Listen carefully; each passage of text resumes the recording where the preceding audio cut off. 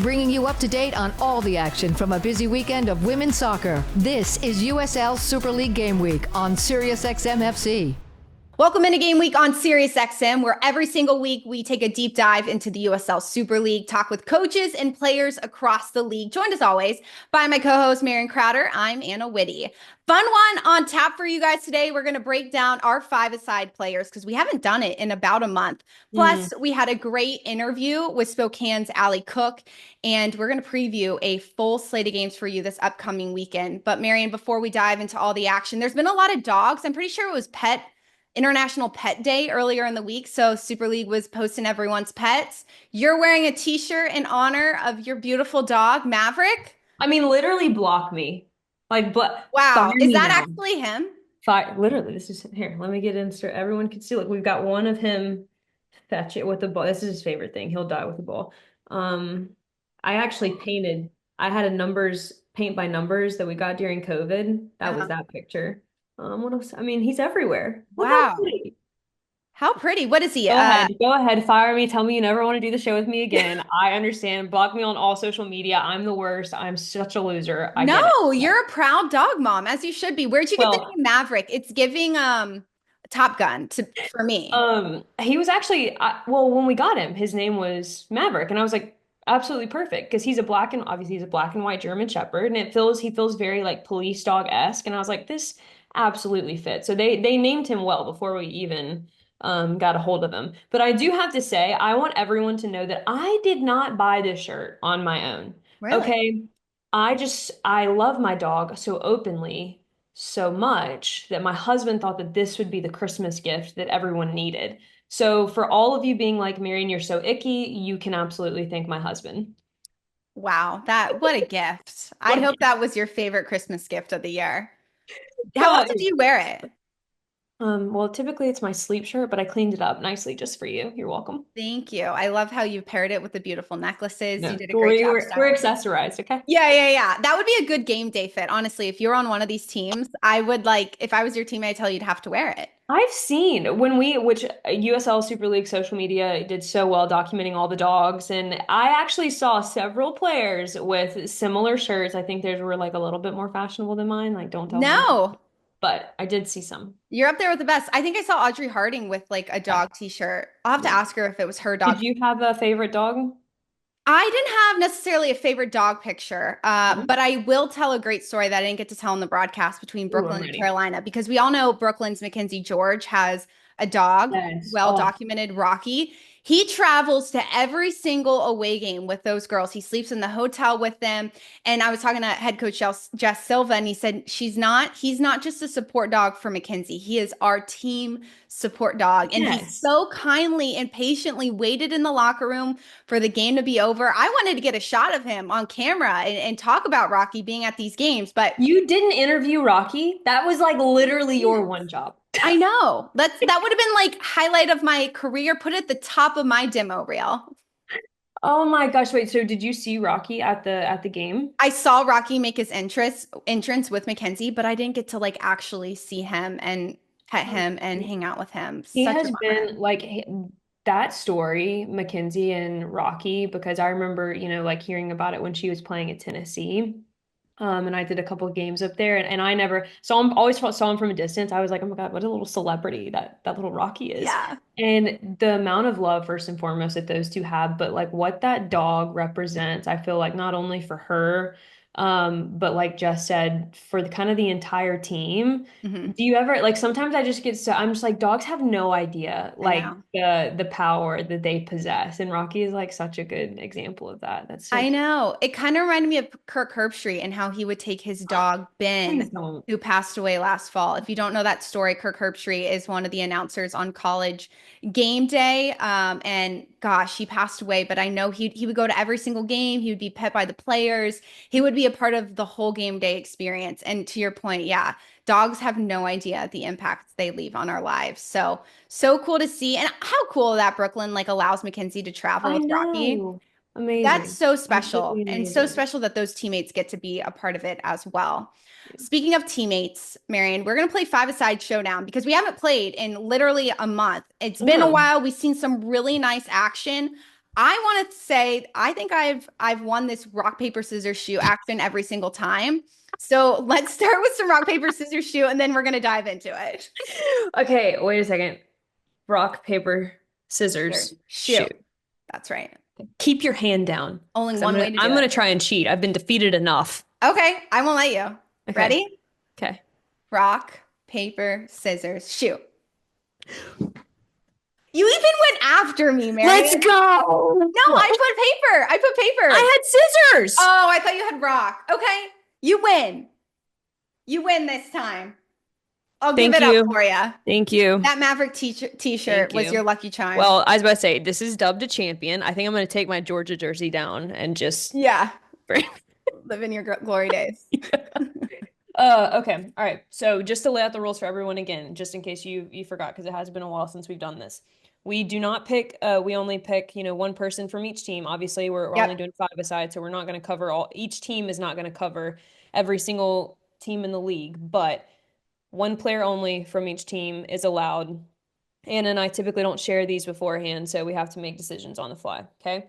First one, I'm going with Amina Ekic. I think her insertion back into Spokane has been lights out. Obviously, we talked to Allie Cook and we see about how they've been able to gel so quickly. But what I love so much about her is her unpredictability and the confidence that she baits defenders. If you really watch, especially in that game against Dallas, you'll see her, she'll check back to the ball. She'll check back to the ball. And then the third time, right, she's going to do a little head fake and she's going to try and turn and evade pressure. And she's now beaten 6 defenders on her own. I just think her unpredictability and her willingness to take some risks is something that really has paid off well for Spokane. Great pick. And I feel like Ekic's she's evolved so much with the numbers around her. Cook being one of those numbers, honestly, because Ekic was asked to be the sole goal scorer and facilitator for this team in the fall, and she's really evolved in the spring. I like that pick. I'm going to start with my back line, and I don't think I've ever picked a goalkeeper before. So now's the time, right? Nothing like the present. We've seen Dallas's Madison Witte have a fantastic spring so far. She's had 4 clean sheets. White's a player who's really good on the ball. Dallas plays in a 3-back. So the expectation for Witte to get involved and step up when necessary is important. She's a great communicator, fantastic size. I've just really enjoyed Madison Witte and how she's evolved with her feet so far this spring. Yeah, I love that from you. I think she does a lot for Dallas. It goes unnoticed, and really just shout out to all the Super League goalkeepers. Honestly. I think they've been lights out, especially in the spring season, coming up big on multiple occasions. I like that you included a goalkeeper. Very well done from you. Okay, I'm gonna go. Honestly, I'm not going in any particular order. Well, I'll just go from front to back if you're gonna go back to front. I'm gonna go Hannah White. Okay. I've got Amina, right, who we've talked about the unpredictability, the ability to turn defenders. Hannah White is a team, especially or a player specifically in 5-a-side who could be very, very useful because of her versatility. Yeah. Right at Georgia, we saw her ability to play in a 2 front. We saw her ability to kind of drop in as a false 9, that false target forward position. She can hit from distance. She can get on the end of service. A true do-it-all woman. I think also what I've loved so much about her is, look, there's no doubt about it. Lexington's in a tough spot right now. They are searching for wins. They are searching for quality performances. And the mindset that I've seen her show up to each game in, game out, it's this winner mentality. And I think if they can figure out a way to keep her around for next season, she could really be a catalyst and potentially the face of this Lexington SC franchise. I love that pick. And also a really good professional. When you see a player come into an environment that's not working for her at that young age and be able to be so professional game in and game out, that speaks volumes. Especially given the environment that she came from in college, right? Had just won SEC championship, was used to winning. Definitely a good shot. I'm going to I'm going to keep going from the back up to the front. Yeah. Spokane Sydney Cummings has really impressed me this spring, a player who is 26 years old, but she continues to get that experience, and we've seen her evolution. The game has slowed down for Cummings as this season has progressed. She's been able to make decisions a lot sooner than she was in the fall. Her ability to step in, her ability to distribute, and Spokane's 5-1-1 on the spring, and you have to credit the center backs when your team is so consistently not giving up these goals that you did in the fall. So I have really enjoyed Cummings and how the game has slowed down for her, how she has really stepped into this professional center back role and handled it really well. I absolutely love that pick, and I'm a little jealous of it because when I was watching when I was watching back the tape for Dallas and Spokane, obviously 3-0 victory for Spokane, Right. incredible result for them. The thing that stuck out the most to me, despite the score line, was actually the rest defense for the Spokane side. I feel like Hmm. their rest defense has blossomed this Yeah. spring. I felt like their box defending was exquisite, particularly in the first half, and that is no doubt a reward from Cindy Cummings. It's really organized. Spokane Oh, looks way very. more organized than they did in Yeah. the fall. And we had this conversation later in the show with Allie Cook about how there's a little bit more freedom. There's not as Yeah. much structure in this spring season. And I feel like for players like Cumming, those moments really do pay off where you're not overanalyzing where you have to be in a moment, especially against a team like Dallas who's been successful. So that's my second. Who's your third pick? My third pick is actually someone who went up against Sydney Cummings, fell short in the game, but maybe in a five-a-side will be a little bit different. Also, think we have to talk about the fact that Dallas is, they had several games in a very small stretch there. I think they Yeah. looked fatigued, but you take all that aside, I'm still going Cam Lancaster as my third pick. So I'm going pretty heavy attacking on this five-a-side. No shock to anyone. I used to do that. So. Cam Lancaster for me has been someone that's been so complimentary to this Dallas offense. And I mean that in the nicest way possible. Sometimes when you think complimentary, you think they're not the star, right? They're just a supporting role. I mean complimentary because they've been able to go in and out of certain shapes. They've been able to have different personnels. Obviously, Lexi Missima on the injury report right now. And Uh-huh. even in that role, Cam Lancaster has been able to kind of evolve in just a short amount of time. I think she possesses a lot of tools, not only, especially for her size, her ability to play back to goal cannot be understated. She's very impressive back to goal and in her link up play. And obviously, we've seen the athleticism that she possesses. Right. I cannot wait to see how she continues going through the spring season. And Lancaster being new to this spring season, I think she's been a fantastic addition. The fact that we haven't overlapped on any of these players yet, Marion, just shows, Absolutely insane. yeah, there's Insane. been so much good play, individual play this Yeah. spring so far. So kudos, honestly, to this entire league. I'm going to go with Tampa Bay's Jordan Listro. She is that six in Tampa Bay system. I need a six in the middle of the field. And not only do I need a six, but I want an orchestrator, a player who Mm. is really good at link up play, rather that's with the center backs. Like even in the match against Lexington this past weekend, you would see Listro check back. She would just play a really simple pass back. It wasn't necessarily moving Tampa Bay's game up, but it kept the ball at Tampa Bay's feet. And that's certainly what they need. I thought that ball that Listro provided into Giamona for that goal was phenomenal. Like it was a great run, credit to Giamona, but Listro to trust the numbers around her to make that run and to get onto the end of that ball. And on top of that, I don't think she needs a double pivot in that midfield. She doesn't. I love how Tampa Bay has gone more to a four back, which has allowed Listro to be in that midfield. And I think that opens up more space for Listro to have a little bit more freedom in Rome. Yeah, I mean, it's a much more aggressive posture from them, which the spring season called for. And, Fort Lauderdale, we're kind of seeing do that with Felicia Knox now Yeah. and Daria Raji, who, spoiler, that's going to be my next pick. But to link those two together, you're asking a lot of your holding midfielder in those more aggressive postures because not only are you saying, hey, we're going to ask you to show into some different pockets in the buildup, but you're also asking for so much more responsibility from them on the defensive front. And she makes it look easy. The other thing that I don't think people understand about Jordan Listro is the fact that the pressure that came with being, Denise Schulte Brown's kind of right hand woman. Yeah. A person that Denise Schulte Brown is not afraid to say, hey, Jordan is kind of that pathway for me right into the locker room. She is a player that I obviously coached at the college level, and she is one that I got to build this team's trust around. And Jordan to be able to step into that heavy, that burdensome of a leadership role as some people might think it would be. She's done it with such grace, especially we've seen her in and out of the starting 11 in this spring season. Yeah. That has not taken anything away from her impact when she is on the field. I've just been so impressed with obviously her skill on the ball, but also just her mentality and her leadership really shining through in the spring season. And if you're going to go with the six, I'm going to go with the six and Daria Raji for very, very similar reasons, right? Daria Raji, for me, we're seeing Fort Lauderdale kind of mix and match their starting formations, their starting 11 once Mhm. again. But Daria Raji has been a consistent player who can really take a lot of complex nuances in a tactical shape and make it feel simple for the players in front of her. I think it's really her ability to control the tempo that has gone so unnoticed in the last couple of matches for them.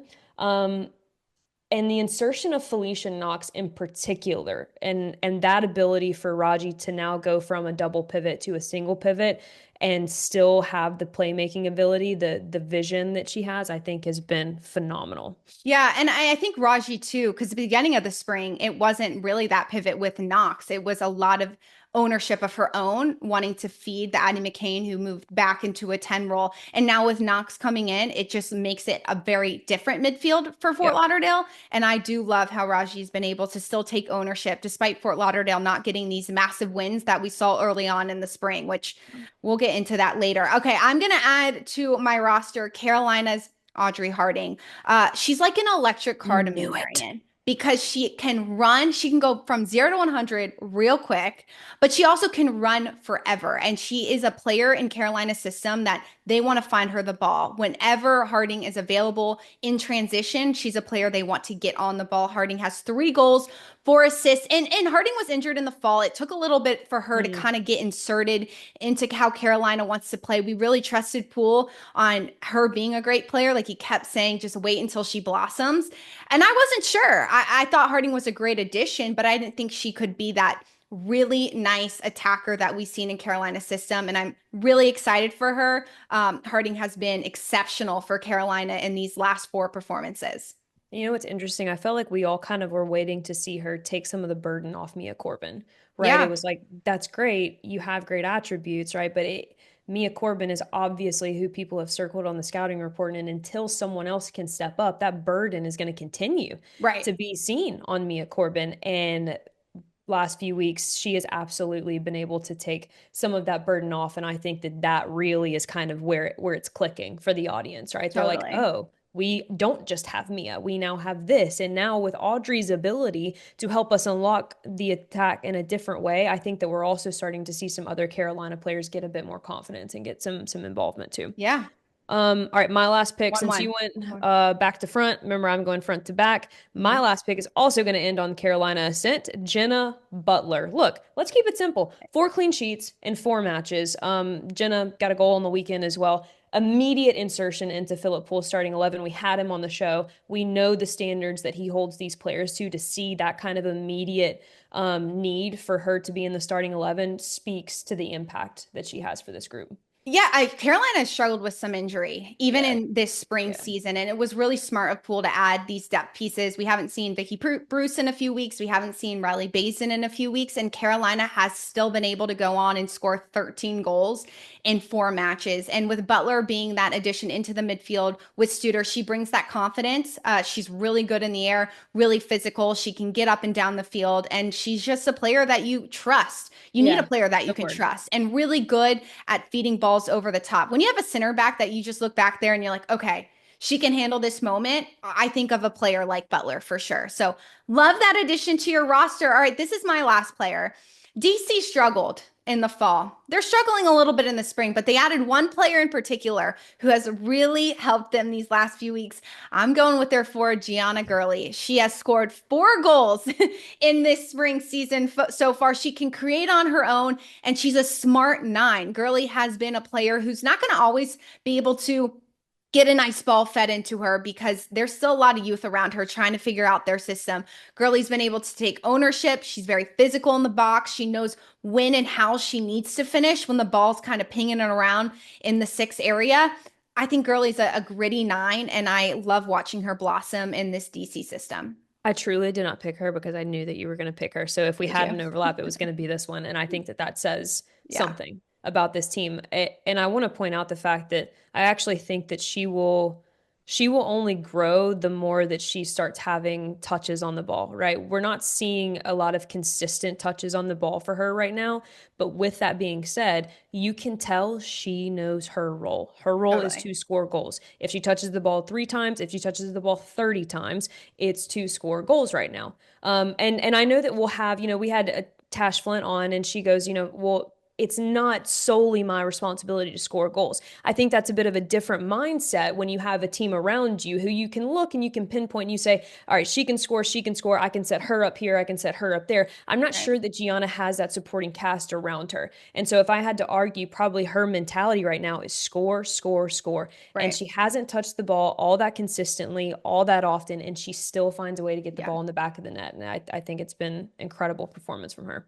Gurley was with Fort Lauderdale in the Yeah. fall, transitioned to Interesting. DC in the spring. Very interesting. And DC's seen not just turnover in terms of some players, but also turnover Mm, in a head coach. So Gurley's had to yeah. go to almost 3 different head coaches in this season with the Super League and has fit every single system well, has done a good job of doing what the coaches have asked her to do. And right now it's finishing and scoring goals. So she's going to be my final player on my roster. We want to hear from you guys. Let us know who's on your five-a-side team. What we should really champion for, Marion, is maybe like a five-a-side all-star game in between seasons. You know how like some leagues likes to Ooh, do like an all-star yeah. week and a break? What if we did like an all-star weekend where we do five-a-side and the top, let's say 15 players in the league come and play? I like that. I also think that we should get the fans like comment. I feel like the fans, it should be like your five-a-side, my five-a-side, and then like the audience five-a-side. Like if you're Yes. watching the show, someone lead the charge to like put together an audience-centered five-a-side group that's going to come and compete against mine and Anna's. I think Yeah. that's brilliant. We love competition here, don't Yeah, we? So we let's do do. it. Let us know in the comments, tweet at us, put it on Instagram, wherever you are on social media or wherever you're watching this show. But we got plenty more to chat about on this show. A full slate of games this week, actually starting tonight in Lexington. So stick with us. It's game week on Sirius XM. Bringing you up to date on all the action from a busy weekend of women's soccer. This is USL Super League Game Week on Sirius XM FC. Welcome back into Game Week on Sirius XM alongside Marion Crowder. I'm Anna Witte. We've got a full slate of games for you starting tonight in Lexington. They will be hosting Spokane at 6 o'clock Eastern Time on Peacock. Tampa Bay will visit DC Friday at 7:30 on Peacock. And Fort Lauderdale will take a trip to Dallas, Texas, Saturday at 5 o'clock. All these matches are on Peacock. And then it'll be Lexington at Brooklyn Saturday at 6 o'clock. And to wrap up the weekend, another Saturday night match at 7:30, Spokane at Carolina. Let's revisit that Lexington Brooklyn game because there is a lot riding on this game for Brooklyn. They're in a position where they could be bumped out of the playoffs without 3 points in this run. Brooklyn hasn't seen a win since the fall, and they've only scored 4 goals so far in the spring. Lexington and Brooklyn both only have 4 points in the spring. So, Marion, if Brooklyn wants to stay in this playoff contention run, what do they have to do? Yeah, I mean, they need a result, plain and simple. I think if you really look at it, they've only got 5 matches left.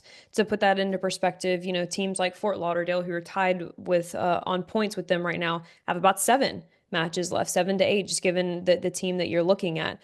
And truly, Brooklyn, if you do the, I mean, Brooklyn needs a positive result in one of the next two, and Right. they need some sort of point in 2 of the next 2, right? So think, a win and a draw. Obviously, they would love 2 wins, but I think realistically, if they could get at least one full 3 points and then another draw in their second matchup, they will set themselves up for a big time game Yeah. versus Fort Lauderdale to start the May calendar. May 3rd, I believe, is that game. Yeah, Brooklyn will play Lexington this weekend. Then it's DC. Then they'll have to take on Yeah. Fort Lauderdale, Spokane, and then wrap it all up with Carolina. So that's a really tough schedule for Brooklyn. Definitely will be tuning into that one because the last time the two teams played, it was a 0-0 draw back in Yeah. March.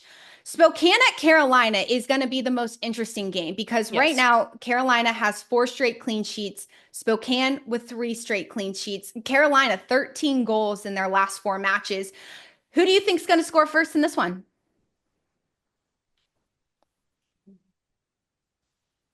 Spokane hasn't been shut out since the fall season, like dating back to like November 20th. Yeah.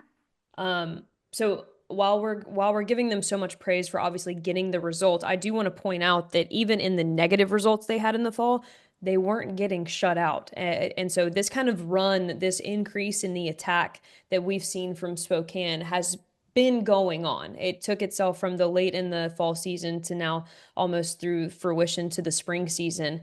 I think that it's going to be Spokane that's going to score first, but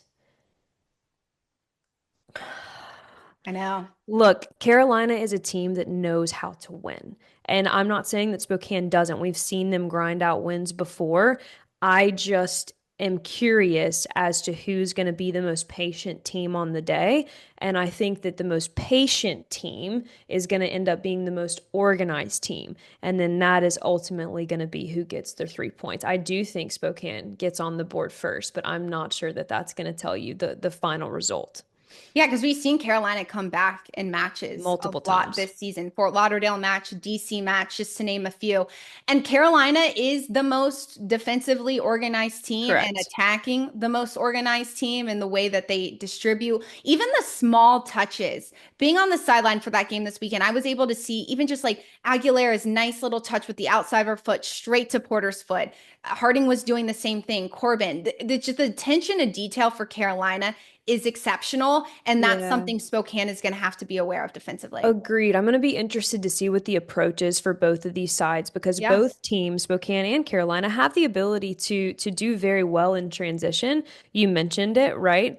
That Carolina is very organized defensively. So there's a part of me that thinks, is Philip Poole going to say, hey, let's challenge if they actually have the creativity to break down our pressure? Or to your point, are they going to go out and say, we are going to get the first two, and then we're going to be compact and we're going to make it almost impossible to break us down? The reason that I feel like Spokane is problematic, obviously we've seen players individually like Amina Akic, what she can do, set pieces, particularly Allie Cook in set pieces, I think is a problem. And I think set pieces have been generally nervy for this Carolina Ascent side. So I think perhaps maybe that's where Spokane finds some early success. Will be really interesting to watch. So Spokane will take on Carolina Saturday at 7:30, Lexington at Brooklyn Saturday at 6 o'clock. Don't miss any of the action. All these games are on Peacock. Get ready. We've got a really fun interview because Spokane's Allie Cook joins the show just minutes, actually, basically, before her plane takes off to Lexington. Not only is she a superstar soccer player, but she's a superstar Iron Woman. Yeah, Iron Woman. You heard that right. Stay with us. It's game week on Sirius XM. Bringing you up to date on all the action from a busy weekend of women's soccer. This is USL Super League Game Week on Sirius XM FC. Welcome back to Game Week on Sirius XM. Now we are joined by Spokane forward Allie Cook. Allie, who you joined this roster back at the beginning of the spring. Now you scored 3 goals with this team. How has you being a consistent starter, a consistent goal scorer in the USL Super League grown your game of late? Yeah, just getting the opportunity to have more of an impact playing. When you get to play higher minutes, you just see more chances throughout the game. And I think it also builds confidence. So for me, it's just been a good opportunity to showcase kind of the styles of like finishing that I'm able to do and just like grow as a player in confidence and more experience at the pro level. Let's talk about confidence as a striker in particular. I mean, because I've covered you at the college game as well. I mean, you are Okay. a winner, right? Like we know that you have the mentality. You were part of a national championship side. You know what it takes to compete at the highest level. But talk to me about kind of the mental, throws that you can go through, right, as a striker and just trying to internally work on those things because I can tell your confidence is at an all-time high right now. Yeah. I mean, you see it at all levels, all Yeah. players that like as a striker, it's very much kind of a stats-based position. Yeah. You need Yeah. to be scoring, you need to produce. So when you're not seeing the ball hitting the back of the net, it can get mentally a little challenging. And there's definitely all players kind of go through ebbs and flows. Yeah. So that's why kind of getting the first goal for me here was like, okay. And then it just kind of, yeah, exactly. Like a deep breath, like, okay, I did it. And now it's like, okay, now I can do it. Yeah. Yeah. So that kind of kick-started, I would say, feeling, okay, I can do this. That's one thing we've noticed in these last few months, Allie, talking on this show is just how much confidence you were playing with. And it almost seems like just finding the back of the net once allowed you to kind of maybe play with a little bit more freedom. We've covered you at the Chicago Red Stars as well, seen your journey through the college level, but now you're here in the Super League. So how did you end up in Spokane to begin with? Yeah, I was on a 1-year contract with Chicago, right? And I had an option, but they're like, you need to play. And I was like, that's fair enough. And so then I was like, okay, looking to play in the Super League just because I knew they're at a kind of a break where maybe teams would be looking to find a couple players. Sure. And Spokane, with injuries and whatnot, like they came to me and they're like, we don't really have a 9. And I'm like, I want to be on a team that like has a need to be filled and like, you know, very outwardly say like, we want you, rather than maybe another option. We're like, yeah, kind of, you know.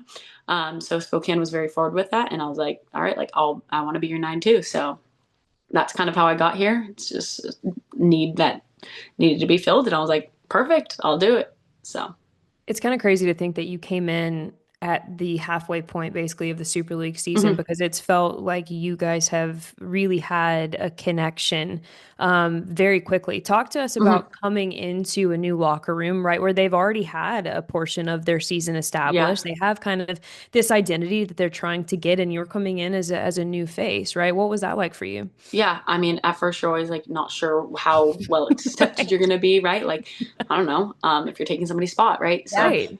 I was like a little bit, you know, we'll see how it goes. But the girls from the very moment, like so welcoming and such a like a loving and team environment where it's like truly like the team is very important and it's not just like a selfish individual kind of mentality. So I think that made it super easy where it was like I'm welcome in like outside of the field. So then on the field it like that just like grows too.